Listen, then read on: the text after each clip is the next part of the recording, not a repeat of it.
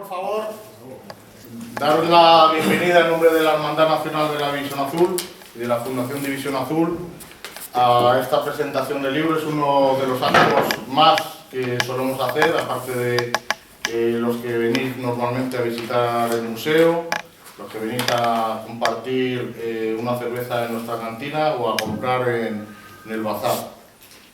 Si os ruego, por favor, el tema de los móviles, que los apaguéis. Bueno, pues como os decía, dentro de las actividades está lo que es la presentación de libros. En este caso, pues tenemos el honor de volver a compartir otro libro de lo que es la Biblioteca del Guripa, que es este de San Juan, que nos acompaña otra vez. Lo hemos hecho un jueves. ¿Por qué? Porque es cuando Vicente podía hacerlo. Ha venido ayer de Sevilla. No sé si ahora le preguntaré qué tal en la presentación ayer en Sevilla.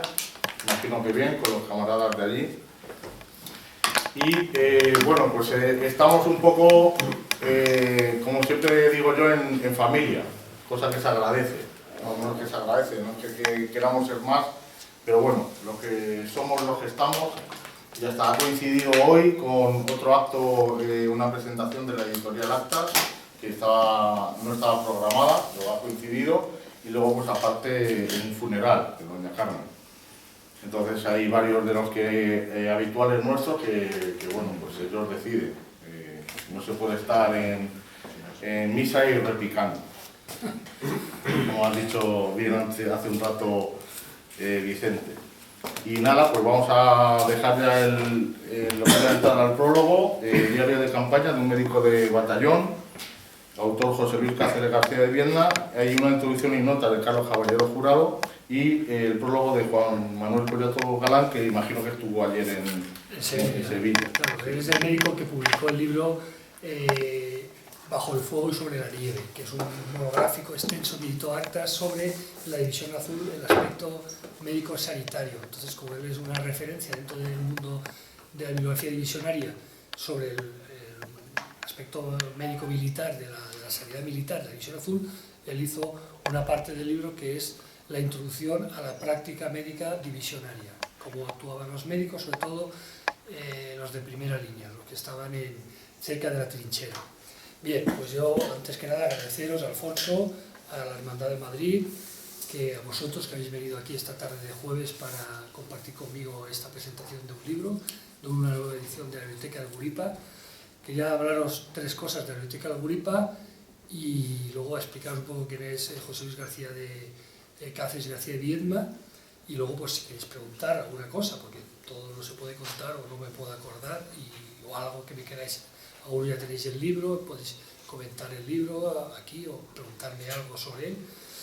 Bueno, la palabra Guripa, yo no me lo decidí yo, la Biblioteca del Guripa, por dos motivos. La palabra Guripa, sabéis que es una palabra moribunda, es una palabra del diccionario español, pero que hoy en día se encuentra en desuso, y en su sentido original un Guripa era un pillo, que no es el sentido que yo le quiero dar a la editorial, y en otro sentido un Guripa era un soldado raso. O sea, el Guripa entiendo que es la persona, el soldado, la gran masa de soldados eran suboficiales y tropa, que era soldado de tropa, ese era el Guripa, que eran camaradas de armas y compañeros, por distinguirlo de los oficiales y de los jefes, que eran profesionales de la milicia, ¿no? Ese sentido es Guripa. También es Guripa en el sentido de la Biblioteca del Guripa, el sentido que tiene también es que es un libro son libros escritos por Guripas. Yo, esta editorial, es una editorial enfocada a las memorias, a la parte subjetiva, personal, de los que combatieron allí en Rusia, que, bueno, de los 47.000, pues hay muchas más memorias de las que parece, y hay algunas que no aparecen y que no sabemos ni que están, pero que ojalá con el tiempo lleguen a visibilizarse y a editarse. Yo estoy en esa tarea, ese es mi enfoque. Luego Guripa también me refiero a mí mismo, yo soy un lector Guripa, yo he sido soldado del ejército español, no ascendí a más, me quedé en soldado raso, y soy un lector y un divisionista también guripa. No tengo la experiencia ni la solvencia de los que me precedéis aquí, muchos de vosotros, en años de experiencia en lecturas. Soy joven en este mundo, lector, ávido, pero un lector joven, un guripa lector, que yo me llamo a mí mismo. Entonces, mi biblioteca y la biblioteca también del guripa escritor y del guripa lector, como yo y como muchos de vosotros, que ojalá a través de la lectura de estos textos os iniciéis en el fascinante mundo de la literatura sobre la división azul, la última gran gesta del ejército español en el pasado siglo. Bueno, Carlos Caballero, que colabora en el libro y es una persona cercana a mí y a mis inquietudes divisionistas, Carlos distingue entre lo que es la memoria subjetiva o memorialística, la historia subjetiva, que es la que escriben los que participan en las acciones de combate o en las acciones propias de lo que es un cuerpo de combate en el frente del este, y luego él habla de memoria subjetiva. La memoria subjetiva o colectiva es la división azul como grupo, como colectividad organizada bajo un mando orgánico en unas fuerzas, en este caso la Wehrmacht alemana. Y ahí en esta historia objetiva entraría pues lo que son aspectos globales y de lo que sería esta unidad, pues uniformología, batallas, tácticas, estrategia, acciones de guerra, batallas, que agrupan a estas personas que estuvieron allí en lo que se llama memoria objetiva, que es otra rama del estudio de la división azul. Pero bueno, ya os he dicho que a mí lo que me interesa más es la parte subjetiva, personal o memorialística de la división azul. Para mí tiene un valor importante, aparte de que es el tipo de lectura que a mí me gusta y que en el fondo de la división azul son todos y cada uno de los 47.000 componentes que estuvieron allí. A mí me interesa de este memoria personal que hoy en día, sabéis, no es ocioso decirlo una vez más, que tenemos enfrente de nosotros una potencia ideológica que es la potencia que tiende, que se llama o lo políticamente correcto o la memoria histórica, que este tipo de testimonios y este tipo de lo que es la división azul intentan, cuando no postergarlo o invisibilizarlo, denostarlo directamente y ponerlo como en solfa, como filonazis, racistas, xenófobos, exterminadores de judíos, etc. Falso. Esto es falso.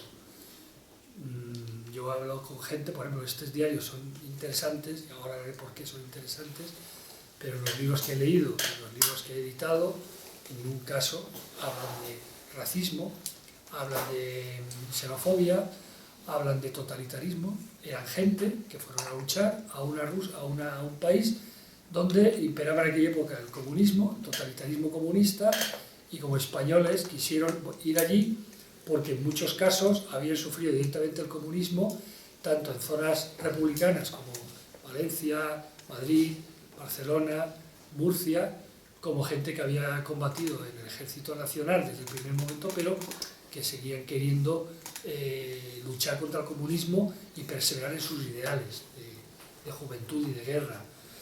Entonces, esta editorial es una editorial de combate, es una editorial que muestra realmente el por qué fueron allí. Es decir, no es una historia edulcorada, transformada, mediatizada por el tiempo y la memoria, sino que es realmente lo que ellos experimentaron en 1941, en 1942, en 1943, incluso en 1944 y 1945, donde hubo también españoles combatiendo con la Wehrmacht por una Europa fuera libre de comunismo.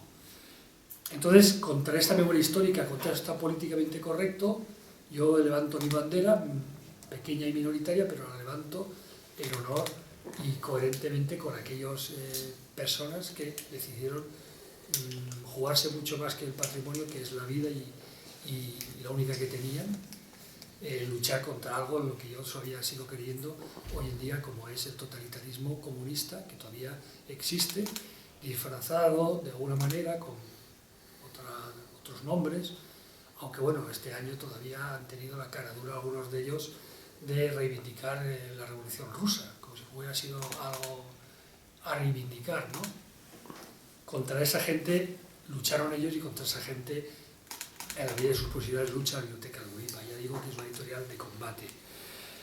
Volver a traer a la luz del presente esta voz del Guripa, este testimonio que se pierde, si no se recuerda, es porque solo muere lo que se olvida por todos. No quiero que se olvide la voz del Guripa, quiero que la voz del Guripa esté visibilizada, esté editada, esté impresa, para que la gente, no solo nosotros, nuestra generación o la generación mayor que la mía, como algunos de vosotros que estáis aquí, sino para que la gente que va a venir después de nosotros pueda tener algo, un acceso a algo, a una voz distinta a la voz que están oyendo en las escuelas y están oyendo en los medios de comunicación hoy en día.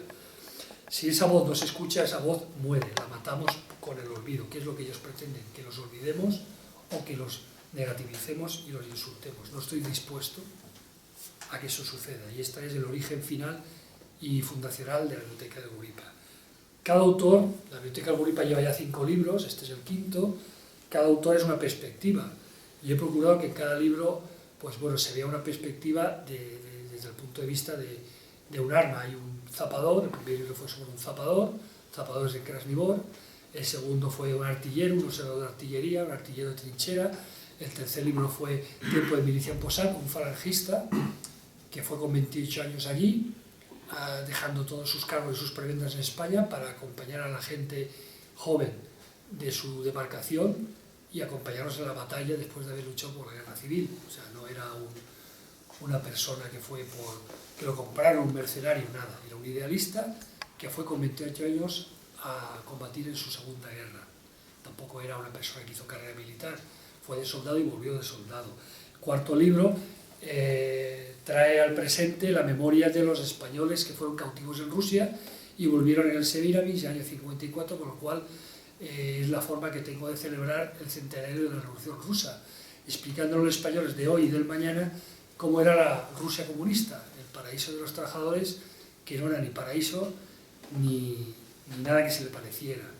Ese fue el 4º libro, y este 5º libro es un libro que habla sobre la medicina, sobre la sanidad militar, que no es tan visible como la artillería o la infantería, pero es importante en una organización de combate que pueda recuperar la mayoría de sus heridos, curarlos, y esta memoria es una memoria de cómo se organizó la División Azul desde el punto de vista sanitario. Para ello he contado con Carlos Caballero y con Juan María Pollatos, que explican tanto la vida de José Luis Cáceres como la función de un médico militar. Bien, José Luis Cáceres es un médico valenciano que acabó la carrera en el año 39-40, después del paréntesis de la Guerra Civil, acabó la carrera, estuvo emboscado en la Quinta Columna en Valencia, porque le tocó por desgracia caer en la zona roja, estuvo emboscado allí y, como muchos divisionarios que he podido yo leer en sus memorias, tenían una espina clavada que era no haber podido combatir con sus hermanos, sus compañeros de armas y sus mayores en expulsar al comunismo de España. Como no lo había podido hacer, o no lo había podido hacer de la manera que él hubiera querido, cuando le surgió la oportunidad de ir a Rusia a combatir el comunismo, no se lo pensó, dejó novia, dejó la carrera, estaba estudiando oposiciones para forense, lo dejó todo, se fue al Seu de Valencia, y del Seu de Valencia embarcó el 4 de julio de 1941 a Rusia. El libro cuenta, es un diario de combate, es un diario que es uno de los atractivos que tiene este libro, es que es un diario personal, es decir, el libro el que lo leáis o lo hayáis leído es día a día, o sea, todos los días no pasaban hechos heroicos fulminantes, había días más anodinos, más vulgares, más cotidianos, y había días que había una actividad, y al ser médico además toda la actividad de su regimiento, él fue el médico del regimiento del 3er batallón del regimiento 263 de Vierna, pues él atendía todas las incidencias de todo tipo, tanto heridas de combate, minas, disparos de francotiradores. Hay un caso que cuenta en el libro que él, cuando pasó el invierno del 41 y llegó el deshielo, con el deshielo llegaron los cadáveres, porque el hielo había convertido, la nieve había había endurecido los cadáveres de los muertos españoles, él habla de oficiales, de soldados, que tuvieron que desenterrar cuando vino el deshielo, y él como forense habilitado tuvo que identificar, con los medios que tuvo a su cargo, a los españoles que estaban allí, identificarlos, y bueno, ya no certificar la muerte obviamente, pero identificarlos y poder testificar a sus familiares la muerte de ese guripa, de ese soldado español en ese invierno.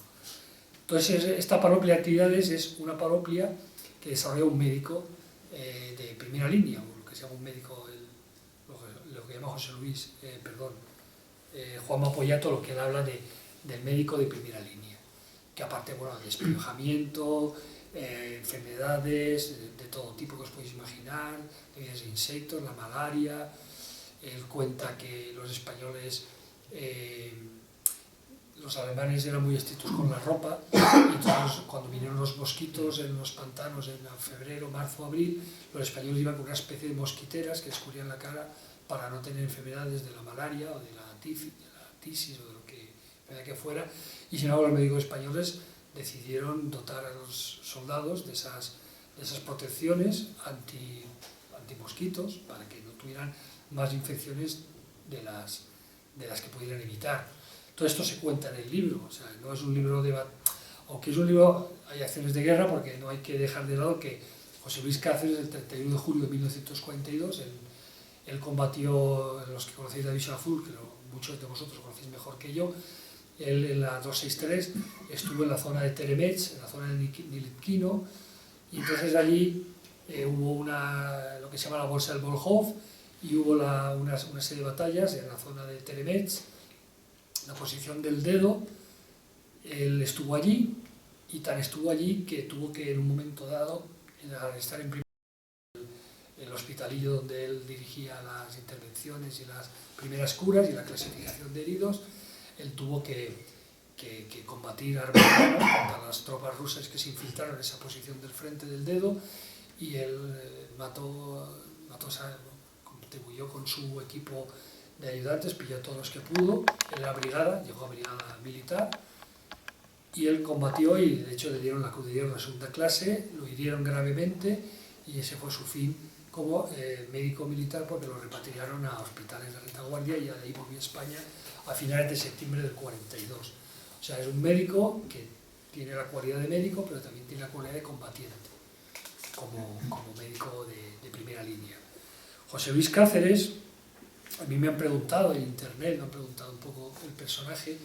José Luis Cáceres es brigada. ¿Por qué? Lo explica Carlos Caballero en el libro, en la introducción que hace.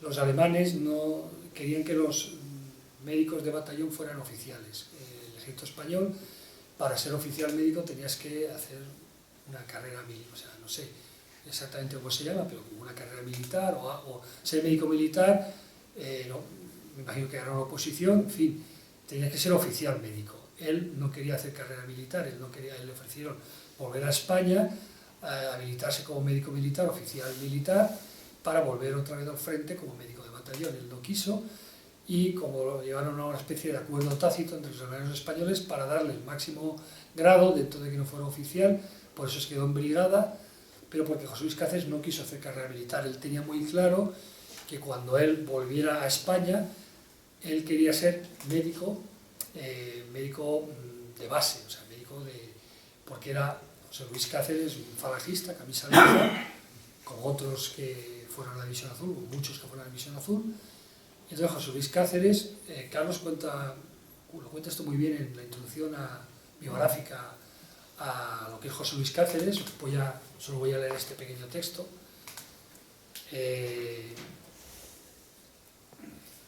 Y por eso los mismos hombres que como el doctor Cáceres habían combatido en Rusia volvieron a su hogar dispuestos a colaborar en la creación de la primera gran red hospitalaria española bajo los auspicios de la organización sindical de Falange, en concreto a través de esta obra sindical del 18 de julio en la que se depositaron grandes esperanzas por parte de los falangistas. José Luis Cáceres hizo oposiciones cuando volvió a España, estuvo en la APD, que la APD es la asistencia pública domiciliaria, fue como médico rural, estuvo en Teruel, como le he comentado al amigo Guillén, estuvo en Teruel, estuvo en Valencia, en lo que se llama entonces la Casa del Médico, que en la obra social de la Falange, el 18 de julio, una de sus líneas de trabajo era que la sanidad fuera accesible, universal, a todos los españoles.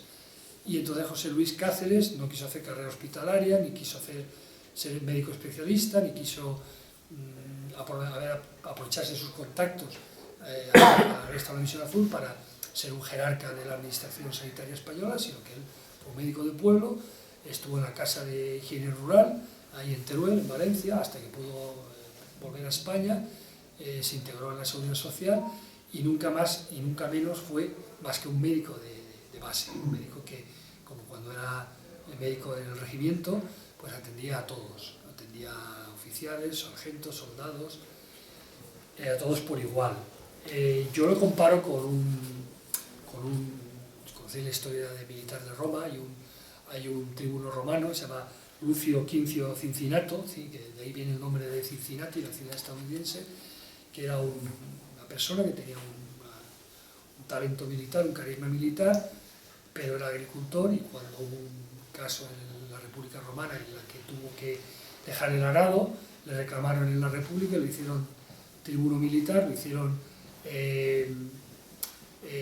hicieron dictador durante 6 meses, y él, cuando acabó, resolvió la incidencia, resolvió la urgencia, volvió a su arado, volvió a su campo, a ser agricultor, y no se dejó arrastrar por lo que es la mística del poder. Ese personaje republicano citado por moralistas de todos los tiempos y que dio nombre a la ciudad de Cincinnati, pues Cáceres y García Dimas, salvando las distancias, o mutatis mutandis, lo que vendría a ser un español que en un momento dado de su vida sintió la llamada y la obligación del deber de luchar por sus ideales lejos de España, pero por España, contra el comunismo, volvió, se integró en las hermandades de la División Azul, fue presidente, o creo que llegó a ser presidente de la Hermandad de Valencia, siempre colaboró, siempre estuvo orgulloso de su pasado, y quiero decir que hay una anécdota que cuenta Carlos, que le dieron varias cruces, tanto españolas como alemanas, y le reclamaron en el año 45-46, le reclamaron que fuera a por las distinciones militares, porque las tenía concedidas y las tenía disponibles para recogerlas, pero él se le había olvidado, porque él no tenía vocación de militar, él tenía vocación de médico, pero surgió la encrucijada en el año 41 de luchar en Rusia, y luchó. Fue un médico militar temporal, pero fue médico y fue militar en unas circunstancias muy concretas. El libro, ya por último, es un diario de campaña, es decir, en el libro veréis que no es un libro que se editó, o sea, a mí las memorias me las dio la hija, María Jesusa, las leímos, las leyó Carlos, las leí yo, las leyó Pollatos, los tres coincidimos en que es un libro que merece la pena que sea conocido y difundido, porque es un diario de campaña, es raro porque normalmente los diarios son memorias que se escriben 40, 30, 40 años después, como una especie de reflexión acerca de la propia vida, en lo cual pues la memoria, no digo que se adultere, pero la memoria se dulcifica, las cosas malas se tienden, sabemos que la memoria es selectiva, las cosas feas, desagradables se quitan y se ponen. En este caso no es un diario que se escribió día a día, son sus diarios privados, nunca editados y nunca pensados para ser editados, nunca publicados, y ahí se cuentan cosas que, bueno, que chocan, por ejemplo, pues se cuenta, Carlos lo explica muy bien en la introducción, en las notas. Carlos ha hecho 350 notas a pie de página, y entonces una de las cosas que cuentan en las notas es que en la División Azul hubo una cierta confrontación entre el militar de carrera y el falangista convencido, con lo cual el falangista convencido tenía esa noción de camaradería, de fraternidad, y el militar de carrera pues tenía muy clara la jerarquía y el orden. Entonces ese conflicto entre valores, por así decirlo, esto se refleja en el libro, y Carlos lo explica por qué pasa eso, porque hay términos oficiales que José Luis Cáceres llega a ir a estar en el calabozo porque es desobediente, y y además nunca le ofreció ser oficial, no quiso ser oficial. Entonces, todas esas discrepancias, eso se cuenta en este libro. En la bolsa de Volhov, los españoles fusilaron partisanos y fusilaron soldados rusos prisioneros. Hay que entender las cosas en el contexto. Él lo cuenta porque él lo vivió, él era el médico, estaba allí, lo vio, lo cuenta. Nosotros no hemos adulterado las memorias, ni le hemos censurado, Carlos ha contextualizado los hechos, ha explicado qué oficial es él y por qué se hizo. Estamos hablando de una guerra, en la que poco tiempo antes de la bolsa del Volhov están los famosos, las famosas casos de torturas de soldados españoles crucificados por los rusos después de haber derrotado la posición intermedia que se decía. Entonces todo esto él se cuenta. Entonces, quiero decir que es un libro crudo, ¿no? Es un libro crudo y a la vez es un libro de lo que yo creo que es la moral. O sea, hay que pensar que muchas veces, muchos días, estas personas pues no estaban combatiendo, la posición era una posición estática, habían acciones, pero no era una posición como en el este del frente ruso, que era una posición más dinámica. En el frente norte siempre se ha caracterizado por ser más estático. Entonces, habían encamisadas, habían acciones, habían asaltos, estaba la artillería, estaban los francotiradores, siempre estaba el acecho de la muerte. Estamos hablando de una primera línea del frente ruso, y hay un pasar del día a día de confraternidad, de hablar de qué hablaban los soldados, las cartas, la importancia que tenía la patria, los periódicos, la información de España, la comida de España. Estás allí, pero no dejas de pensar en lo que en España está sucediendo en esos días. Todo eso se cuenta, la novia, lo que les envían los familiares. Es un diario de campaña, es decir, es un diario de guerra en el cual pues se narra todo, se narra lo sucio de la guerra, se narra lo idealista de la guerra, la fraternidad, el compañerismo. Se ve soldados de una pieza, se ve otros de menos piezas, pero es un libro muy valiente en el sentido de que, a pesar de esos días de tedio y a pesar de esos días de rutina, si queréis decirlo así, hay que tener una moral de hierro para estar durante un año en ambientes hostiles, en ambientes en los que continuamente la certeza de la muerte está muy presente. Y es un libro que a mí personalmente me ha impactado porque me da una realidad de lo que es la División Azul, de lo que es un frente de combate bastante, creo que realista, porque no se edulcoró y porque se escribió en el momento. Por eso yo creo que el gran valor de este libro, más allá de la fundación, de lo que es la idea de la editorial, es que es un diario de campaña.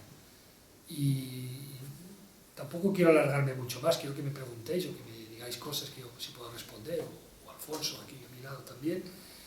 Pero yo creo que es un libro que al que lo lea le dará una impresión bastante real de lo que es la vida dura y también alegre, porque el español es alegre, el español confraterniza con sus camaradas, confraterniza con los oficiales, confraterniza con el pueblo ruso. Por eso es tan cruel y tan incierto y tan malvado todo aquello de...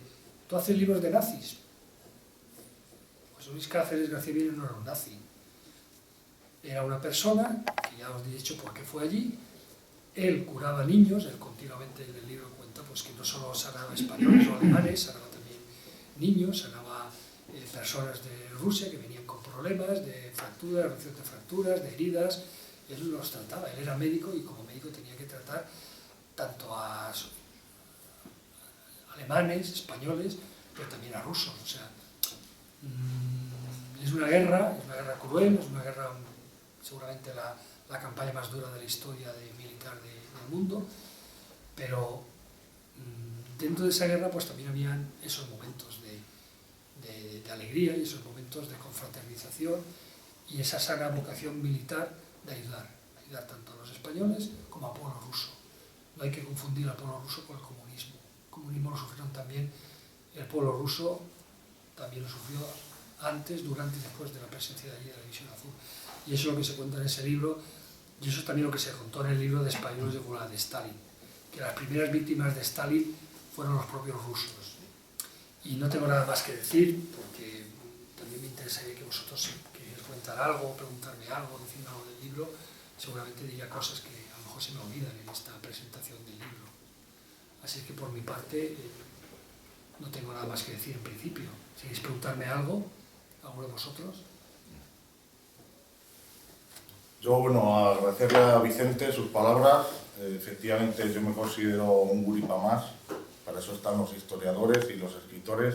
Nosotros lo que intentamos hacer es, desde nuestra posición de soldados rasos, yo me considero tal cual, no pasé tampoco en la milicia de más, ni nunca lo pretendí. Y agradecerte que gracias a tu actitud y a tu editorial, pues estás sacando libros pues tan buenos como este. A mí una de las cosas que me gustó, sobre todo al principio, y es cuando la gente me pregunta si había algún tipo de resumen de las últimas obras, lo que es todo el principio que hace Carlos, eso me gustaría que lo comentaras, sí, porque hay alguno que ha comprado el libro precisamente por tener un resumen de lo que es toda la historiografía divisionaria, por lo menos desde el 2000 hasta el 2017. Claro, muchos de vosotros conocéis el libro de Carlos Caballero, ¿cómo se llama? Aquel que escribió sobre la Escritores en las trincheras. Escritores en las trincheras. Es un libro que le han reclamado muchas veces que lo escriba, y él ve una obra ingente y dice, uff, es que escribir ese libro estaría toda mi vida con él, ¿no? Y además es un libro obsoleto, al año ya salen más libros. Entonces él, en este libro, lo que hace es un recuento anotado y comentado sobre la última bibliografía de la División Azul de los últimos 10 años, más o menos, del año 2010, 11 hasta ahora. Entonces cuenta libros, las ediciones de los clásicos, que las han habido, y las nuevas ediciones, y la Biblioteca Guripa y otras, ¿no? De otras editoriales que han salido, memorias hechas sobre todo de la parte de memorialística, porque él me cuenta a mí, cuenta ahí en el prólogo, de que una parte muy viva de la División Azul, que no acabará y no morirá nunca y perdurará, es parte de los estudios militares, que llega un momento en que al fin y al cabo es acumular más información sobre lo ya publicado, pero claro, las memorias son, no voy a decir infinitas porque no son infinitas, hubo 47.000 voluntarios, pero cada vez salen como pequeños tesoros, biografías, o sea, memorias de gente que estuvo allí. Y él hace un recuento comentado de cada una porque yo conozco lo que conozco, y Alfonso conoce, y muchos de vosotros conocéis más que yo, pero Carlos los conoce todo, porque le llegan a la Hermandad de Alicante, o a él personalmente le llegan memorias de gente que, oye, tengo esto que he encontrado, de mi archivo de mi abuelo, de mi tío, no sé qué hacer con esto, tal, y tenemos una panoplia de libros para editar, o sea que si quisiéramos hacer libros sobre memoria, podríamos estar haciendo libros durante años y décadas. No sé si décadas, pero por lo menos quinquenios sí que tendríamos libros para editar, porque hay mucha gente que considera que su paso por la División Azul es seguramente lo más valioso, interesante y atractivo que hizo en su vida. Entonces, consignarlo en una obra escrita, hay mucha gente que no sabe cómo hacerlo, que lo hacen incluso a su cargo. Aquí hay ejemplos de libros que se han editado a cargo de la familia, ediciones muy limitadas, muy para familiares. También en esto luchamos mucho con, por ejemplo, hay familiares que no les hace ninguna gracia que su abuelo fuera divisionario. Eso es una realidad, es así. Oye, yo no quiero que se sepa que mi tío, yo soy un partido X y no me apetece que mi abuelo fuera un divisionario, no quiero. Entonces todo eso también está ahí, pero hay gente que dice, no, oye, es mi abuelo lo aprecio en lo que es, a mí me parece una buena persona, y aquí yo lo conto y quiero que esto se difunde y se conozca. Carlos cuenta en este libro toda esa información bibliográfica de los últimos 10 años, está anotada a fecha de este año, de estos días, que sabéis que se ha presentado hace nada el libro del teniente Usunariz, hace unos meses se publicó en una editorial también de un familiar extremeño unas memorias, se han publicado estas memorias que también son inéditas, o sea, no es una producción bibliográfica masiva como puede ser, yo qué sé, la guerra civil sabría decir, o Roma, que son temas que tienen mucho recorrido bibliográfico, pero van saliendo cosas, van saliendo estudios históricos. Ahora Paco Torres me está contando que va a sacar un libro que sea un libro imponente en documentación y en información sobre los españoles que estuvieron prisioneros en los Gulag de Stalin. Ayer me contaba Juanma Pollatos que el libro que salió sobre la salida militar de División Azul es un libro que está agotado, no están pensando en volverlo a reeditar, porque es decir, que la División Azul tiene tirón, tiene garra, ¿no? Entonces, pues, uno de los valores del libro también es esa parte de Carlos que cuenta no solo la biografía. También es importante la parte de la biografía, para mí, muy desconocida, que no lo conocía, lo que es la obra social de la Falange, que José Luis Cáceres como médico compartía esos valores, y te das cuenta cuando se habla del franquismo y se habla del régimen de Franco de manera injusta y de manera mendaz y de manera sectaria. Oye, hubo una red hospitalaria, hubo una obra sindical del hogar, hubo una obra sindical 18 de julio de sanitaria, es decir, lo que ahora se llama estado de bienestar, Franco no lo llamaría estado de bienestar, pero había su estado de bienestar o había sus pretensiones de estado de bienestar, y casi desde el primer momento se integró gente como Cáceres en esa obra social. Entonces todo esto para mí es desconocido y es algo que gracias a estos libros yo mismo voy conociendo y voy dando y poniendo un valor que se hizo hoy en día a una gente y a una generación y a un gobierno que, bueno, que ganó una guerra y que además de ganar la guerra intentó mejorar la vida de los españoles después de esa guerra, hasta el punto de que 30 o 40 años después no se reconocía la España del año 40 con la del año 75, no se reconocía, no tenía nada que ver la una con la otra, con lo que fue la obra social y la obra económica del régimen. Y una parte de esa obra social y económica es la obra de la Falange más social y de la Falange de la primera época, y en esa Falange está incrustado esta persona también, ¿no? Eso también lo cuenta Carlos. Creo que es un libro para leer y para pensar, es decir, para no tragarnos como una bola todo lo que nos cuentan del franquismo, de la guerra civil, de la Falange. Siempre, a mí me da mucha rabia que siempre que hay una película de la guerra civil siempre está el falangista fusilando a niños. No es verdad. O no solo fusiló, no sé, no es cierto, ¿no? Veo esto y veo que no. Esta persona curaba niños, esta persona era un tipo normal, amante de su familia, no sé, no. Entonces, quiero poner en valor, y lo he dicho antes y lo quiero remarcar, quiero poner en valor la vida y la obra y los ideales de estas personas, en una España en la que estas personas y estos ideales se invisibilizan o se denigran. No estoy de acuerdo con eso. Entonces, el libro va en esa línea. Eso es lo importante. Y tiene muchos valores. Y bueno, lo que has dicho tú es uno de ellos. La bibliografía que Carlos cuenta, que no es poca, ¿eh? No es poca en 10 años. Yo creo que con esto tenemos un problema. Nosotros tenemos un problema. Es que estamos siempre a la defensiva. Estamos siempre como pidiendo perdón por todo esto. La División Azul fue una división compuesta en un porcentaje muy alto por gente política, por gente con ideales, por falangistas.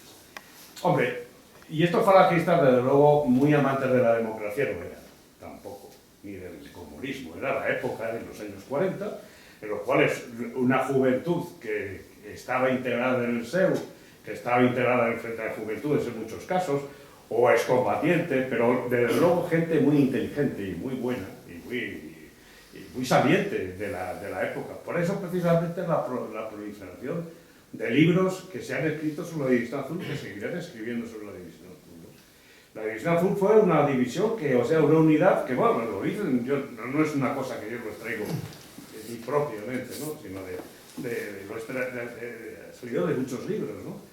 Que fue una división con muchos intelectuales, con mucha gente con ideas, con mucha gente preparada, y cuando volvieron a España, pues se buscaron en España, y como tú dices, pues claro que sí, pues se integraron en la sociedad española, y pues fueron buenos militares, buenos ingenieros, buenos médicos, y gente que hizo que España pues progresara como le correspondía. Pero que yo lo que quiero decir es que fue una división política, fue una división política. Iban a luchar contra el comunismo, iban a luchar por una Europa nueva, una Europa distinta, una Europa donde hubiese unos valores que no eran ni los anglosajones, ni los norteamericanos, ni los rusos, por supuesto. Y era un nuevo orden para Europa. Y esa es la cuestión de...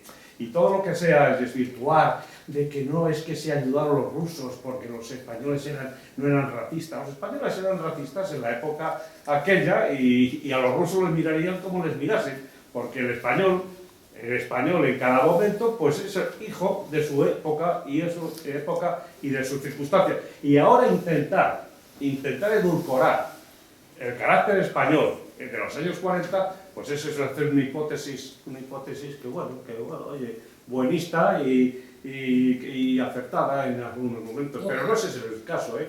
Los españoles del año 40, los que fueron allí, que en su mayoría serían falangistas y tal, eran hombres de su época, sí, con todas las virtudes y con todas las cosas contrarias que ahora no se pueden entender de la época. Pero quiero decirte que en este libro se cuenta fusilamientos de prisioneros rusos.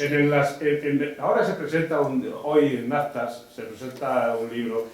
Actas publicó las memorias, escritos sobre Franco, son 5 o 6 tomos, y en el correspondiente al año 42 o 43, pues te viene, más bien fue en el 43, cuando la limpieza de una de las bolsas que se habían quedado en la retaguardia en la zona del Bolshoi, en la zona de Leningrado y tal y cual. Entonces había allí pues miles y miles de partisanos introducidos en los estudios. La División Azul, que estaba en retaguardia en aquel momento, pues tuvo que intervenir en aquel tal y cual. Y las órdenes del alto mando alemán eran muy taxativas respecto a los partisanos. Y los españoles, cumpliendo con una labor perfectamente reconocida por la Convención de Ginebra y por todas las convenciones del mundo entero, tuvieron que fusilar a miles y miles de partisanos, miles y miles de partisanos, y lo dice el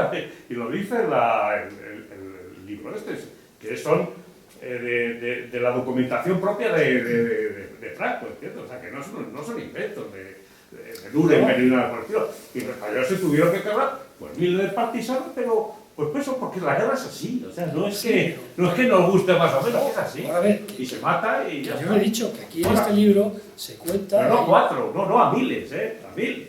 Bueno, vamos a ver, que la memoria de esta persona en concreto habla lo que él conoce. Él habla de que durante varios días, en varias acciones en la bolsa del Volkhov, además, nombres y apellidos, si lo leéis lo veréis, no os engaño.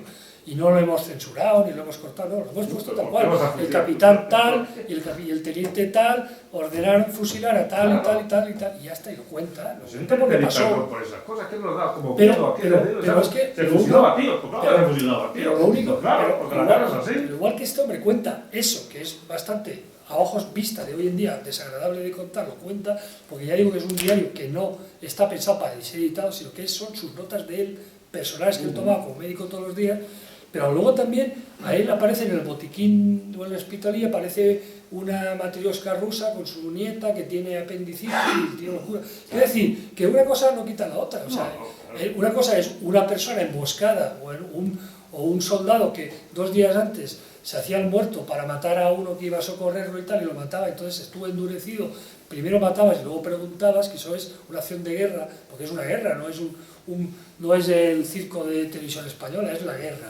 Pero también en la guerra hay momentos en los que tú como médico, es como las misiones de la sanidad española ahora, pues si tú eres médico y te viene una mujer que tiene un parto, tú como médico le ayudas. Es que él lo hace.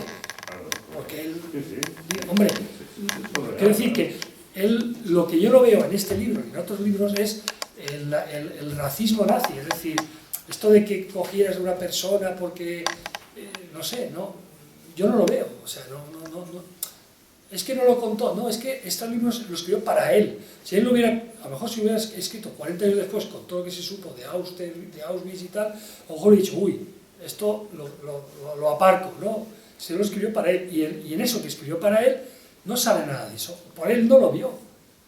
No lo tiene por qué ocultar porque no era un libro que él quería editar para hacerse notoriedad, no no lo contó.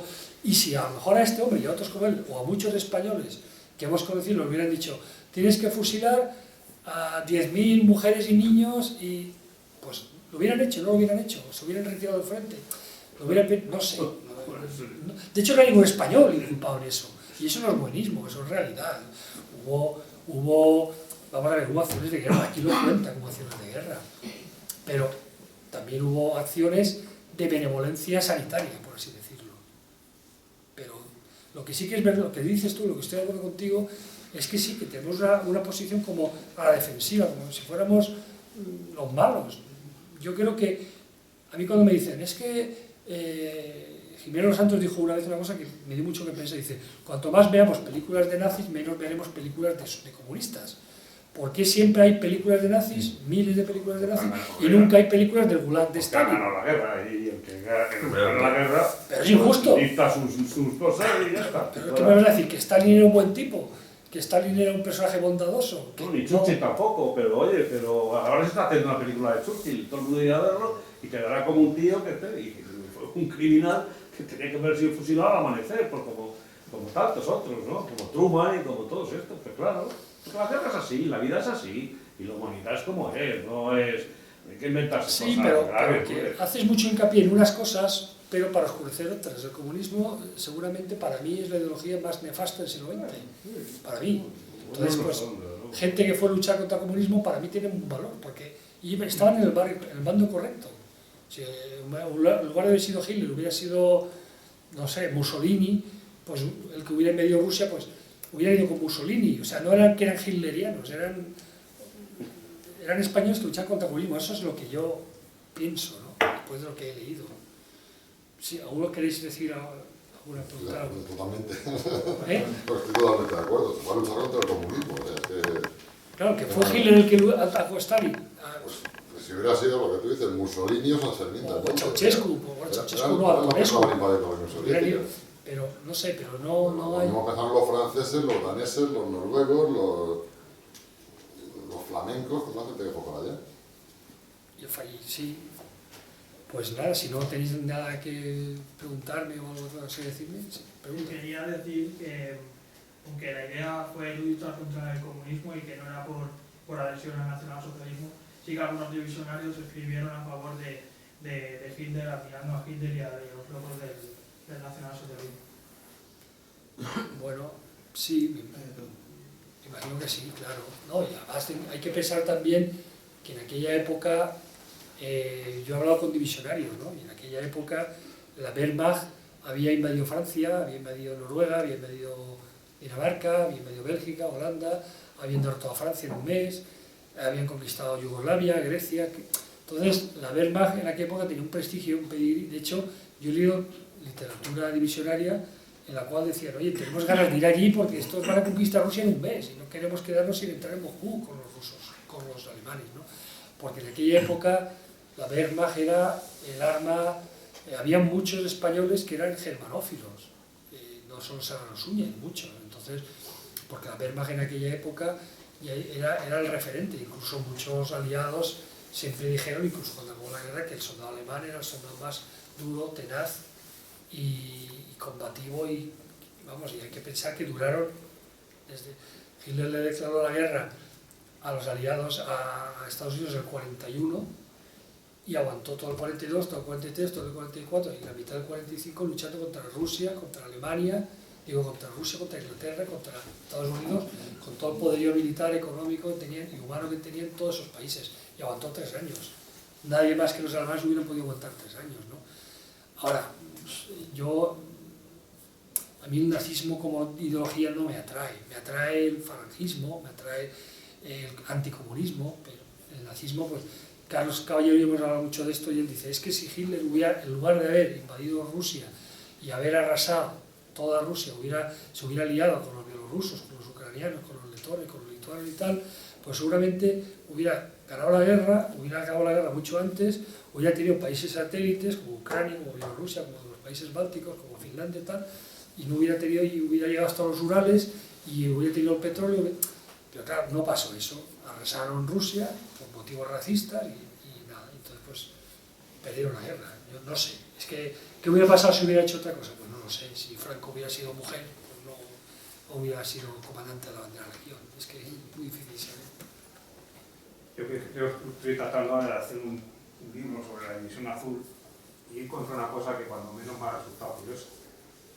Resulta que los pioneros de la ufología en España, los platillos volantes, fueron un divisionario, un tal Ray Bray. Y justamente en uno de los escritos que me han pasado un divisionario habla de este tema con mucho conocimiento de causa. ¿De los ovnis, dices? Los ovnis, sí. Y parece que en la batalla de Krasnivor, según este Bray, que fue uno de los padres de la ufología en España, dice que vieron un platillo volante que observó y que al rato del tiempo desapareció. Pues bueno, no sé. Es una cosa que cuando menos me resulta curiosa, no sé si algunos tienen más conocimientos del tema, es que justamente unos escritos que tengo en un divisionario habla de eso. Hubo un artículo en un periódico gallego, yo creo, sobre Ray Bray, que hablaba precisamente del tema, sí. Pero lo vi un día de pasada y no lo Pues conservo. mira, es la primera noticia, eso para que veas que soy un guripa genuino. El componente intelectual de la división azul, lo que estábamos hablando. No, lo que sí que ha dicho, ¿cómo se llama usted? Mariscal. Ricardo. José Ramón Mariscal. Lo que ha dicho José Ramón, hombre, eso de los ovnis yo no lo sabía, de verdad. Sí, No, pues es que es de información que es de los pioneros Sí. de los divisionarios. Lo que sí que es verdad es que hubo una cantidad de intelectuales y de universitarios y de élite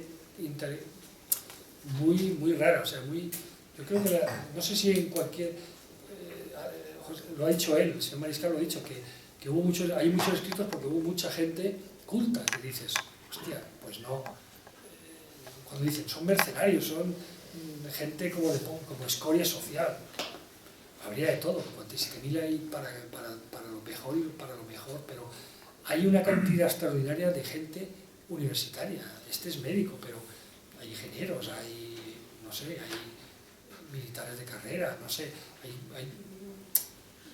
por ejemplo, Dionisio Ridruejo, no sé, intelectuales, poetas, o sea, es una división con mucha literatura propia generada por esa que es Poviloldo.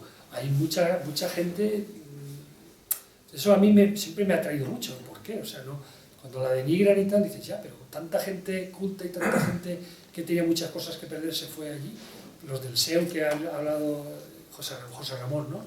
Que ha hecho él, es cierto, él lo cuenta, el SEU era el sindicato universitario, el SEU de Madrid se descabezó ahí en Rusia, en Valencia, donde había Barcelona, no sé, había mucho universitario que iba allí, o sea, los universitarios siempre son como la vanguardia, un poco la élite, o la élite en formación, ¿no? Entonces, ¿por qué esa élite en formación rusa, entre comillas, su vida, su biografía y su formación en una guerra que, bueno, yo quiero pensar que en muchos casos pensaban que la guerra sería corta y que duraría poco tiempo, pero normalmente eso es un pensamiento que la realidad se encarga en destruir, porque las guerras se sabe cómo se empiezan, pero no saben ni cómo ni cuándo se acaban. Nadie puede decir, yo haré una guerra como la Primera Guerra Mundial. Yo me voy ahora en agosto y en Navidad estoy en casa. Y duró 5 años la Guerra Mundial. No lo sé, pero es gente muy inteligente, ¿no? Muy culta. José Ramón, lo que has dicho tú, de universitarios, es cierto, es gente muy formada. Sí, sí, claro que sí. No eran patanes, vamos. No. Eran patanes. Nada, vamos, hombre, sobre todo la primera división. O sea, la primera división fue, que además hubo 20 y tantos mil voluntarios, o sea, que los 18.000 que compusieron la primera división, pues hubo mucha gente que no pudo ir, porque era un auténtico fervor. Y el SEU de Madrid, y el SEU de Valencia, y el SEU de Sevilla, pues se vació, porque todo el mundo pues quería ir a Rusia, precisamente por lo que tú decías, por el atractivo que tenía aquello. Es que hay que ponerse en el año 41, o sea, Alemania era la repera.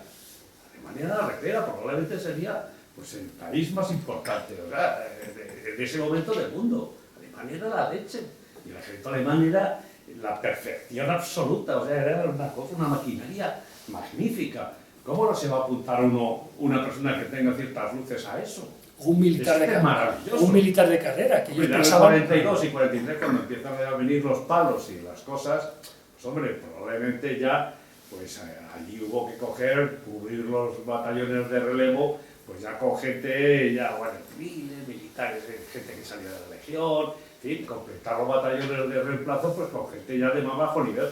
Pero la división azul de la del 41 fue, vamos, una pléyade de gente estupenda, Sí, además, fijaros que ahora, diciendo lo que has dicho, cuando este hombre, hay una parte del libro, la parte final, que es como una guía turística, porque este hombre es herido, va a parar al hospital de Königsberg y de Königsberg viene a España en tren, cruza toda Alemania del 42 en tren, entonces él va a ver el partido de fútbol, va a Berlín, describe París, describe Berlín, describe todos los hitos de paso que él le llevan por toda Europa, la Europa del año 42. Y esto me gana el dinero, que los haberes que le dan por haber combatido y tal, se los dan todos de golpe. Cuando los repatrian, ¿qué hace él? Se compra instrumental médico alemán. Él va a Königsberg, él va a Berlín, y en donde va a sitios, a farmacias, o va a comprar botiquín sanitario y a comprar instrumental médico, porque en España no había. España era muy pobre, había pasado una guerra muy cruda y no tenía ese instrumental. Alemania era una referencia tecnológica, no solo armamentística, sanitaria. Esto, claro, hay que leer el libro para decir, oye, como que este hombre se gastó un dineral en barcos comprando jeringuillas, comprando medicamentos muy específicos que en España no había. En España no había penicilina. Se ha publicado un libro, o sea, no hace, parece que es una, yo lo tengo casi, pero lo he leído, vamos, que es sobre el servicio sanitario en la División Azul, no sé si será algo sobre la nieve, sobre la nieve, algo por el estilo. Es un tocho bueno que explica, vamos, explica de una manera exhaustiva. El libro de Pollato, el que Sí, uno se llama Bajo el sol y sobre la nieve o algo así. Sí, algo así. Bajo el fuego y sobre la nieve. Vamos. No es un libro... Y te habla de cómo es la sanidad militar del segundo escalón y del tercer escalón alemán. Vamos, no es así, estaban locos, porque claro, es que aquello funcionaba muy bien, tenían un instrumental médico y tenían una medicina pues avanzadísima, y todo lo que era la retaguardia y en Letonia, en Estonia, vamos, en Königsberg y todo este pollo, joder, que aquello era porque los españoles estaban, pues eso, que era maravilloso. Ayer me contó una anécdota, Juanma Pollato, el autor del libro, dice él, que, vamos, esas cosas que te cuentan, que los españoles, para reducir fracturas, cuando era un hueso largo, un tibia, un peroné, lo hacía. Hubo un médico, además de Murcia, que no me acuerdo el nombre, lo dijo él, que con varillas de paraguas reducían fracturas. O sea, juntaban dos varillas de paraguas y con eso alineaban los huesos astillados, y con eso reducían una fractura para que la fractura fuera más fácil de recuperar el herido, ¿no? Claro, imaginaros, varillas de paraguas, ¿no?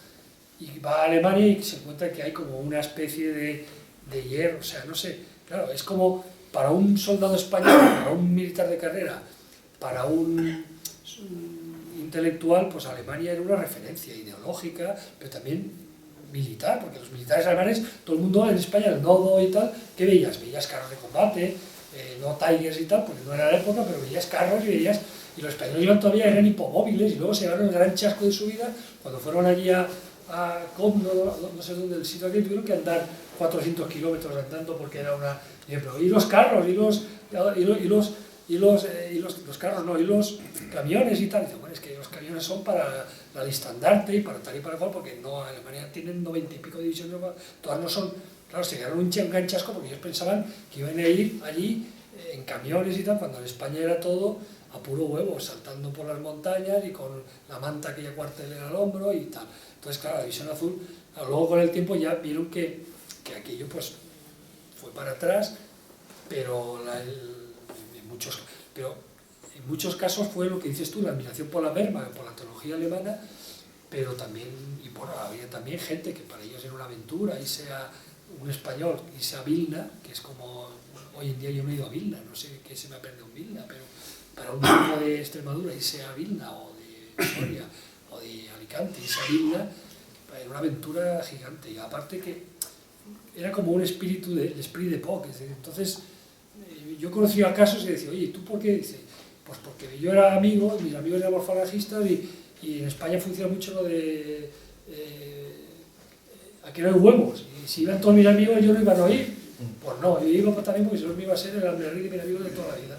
Y como aquello pensábamos que iba a durar muy poco tiempo, pues íbamos. Luego nos dimos cuenta de que poco tiempo nada, y que aquello era muy duro, pero una vez eso se ve, Todo eso pues se cuenta en libros como estos. A colación de la pregunta que él decía y de lo que has comentado tú también de la primera división y la segunda división, yo por suerte o por desgracia lo he vivido aquí. Quiere decir que aquí los divisionarios parece ser que los de la primera división eran los buenos y los de la segunda división eran inferiores. En ese caso tuvimos cuando le hicimos el homenaje a mi padre, y luego que lo comenta, mi padre tiene en el año 1941 17 años, no se puede ir a la División Azul y se va con 19. Con 19 cuando estaba ya estudiando segundo de Minas. Él era del SEU de Algorta, hablaba 2 idiomas, era el primero de la promoción. Y se cogió y se fue. En abril de 1943, cuando ya tenían varios compañeros de Algorta con miembros amputados. Había pasado Krasnivor y había pasado Stalingrado. Y aquí había algunos señores de los que iban a conquistar Moscú que dejaban de lado a mi padre. Mi padre siempre se enfrentó a ellos y se lo dijo. Cojones he tenido yo, en abril del 43, irme a Rusia, con mis compañeros amputados y con mis compañeros muertos. Y cuando ya no iba bien la cosa. Así es. Entonces, pues bueno, Juanito también. pero una lanza. Juanito se volvió, luego incluso estuvo en la Legión Azul. Yo también conozco casos, por lo menos lo estoy estudiando, de 2 casos que vinieron y se volvieron a ir otra vez. Se fueron 2 veces a la División Azul. Yo conocí a Ramón Bahillo, vino herido, se fue en la primera, vino herido en mayo del 42, se fue en octubre del 42, se quedó después en la División Azul, lo volvieron a traer para acá, cuando repatriaron la División Azul, pasó la frontera y estuvo en la defensa de Berlín. Este creo que es el que dices tú, ¿no? Gente de esa estupenda, pero yo en el distrito cuando estaba en juventudes había un tal Emilio, que le llamamos Emilio Pistola, en Chamberí. Y este pues había ido a Rusia y tal, y había pues, lo que tú dices, había quedado, se había reenganchado y al final acabó en las Waffen-SS.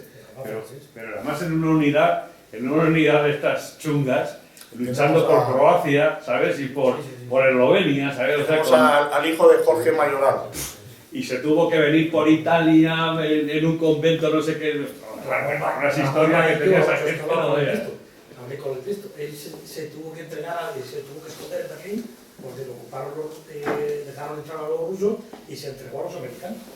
Lo tuvieron, luego no lo dejaban volver a España porque los retiraron la nacionalidad y estas historias, Bueno, y por Suiza volvió. Y en el Gulag, en el libro, si habéis leído algún libro sobre el Gulag, hay muchos españoles que van a parar al Gulag de Stalin porque los pillan en los Cárpatos en el año 44, al final del 44, dice que hacen un español en los Cárpatos. Sí, ¿no? Pues no sabía. De la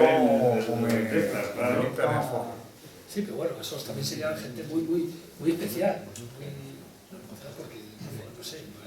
Sí, tu padre Jorge estuvo ahí combatiendo, ¿no? En Eslovaquia. En Eslovaquia. Estuvo hasta 54. 45. Le pillaron ahí. Estaba en la... Jorge de Mayoral Moras. Magalán, estuvo en Magalán. Como el imperio militar. Pues bueno, si hay Yo alguien... creo que lo damos ya por concluido. Que las cosas son buenas y breves, deben ser buenas. Muchas gracias.